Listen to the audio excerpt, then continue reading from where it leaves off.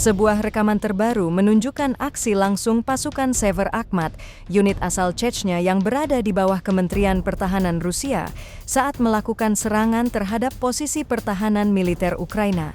Operasi ini disebut terjadi di sebuah tempat perlindungan yang diduga menjadi titik persembunyian pasukan Ukraina.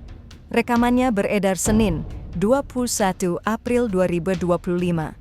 Dalam tayangan video berdurasi singkat tersebut, tampak para prajurit Rusia mendekati area perlindungan sebelum meluncurkan granat ke dalamnya. Kamera helm yang merekam dari sudut pandang orang pertama juga memperlihatkan momen lanjutan dari penyisiran lokasi oleh pasukan bersenjata. Pihak Rusia mengklaim bahwa seluruh operasi tersebut berjalan sukses dan sasaran berhasil dilumpuhkan.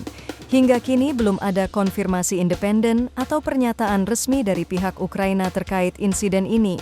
Rekaman ini menjadi salah satu dari banyak dokumentasi pertempuran jarak dekat yang beredar dari berbagai sektor konflik di Ukraina Timur dalam beberapa pekan terakhir.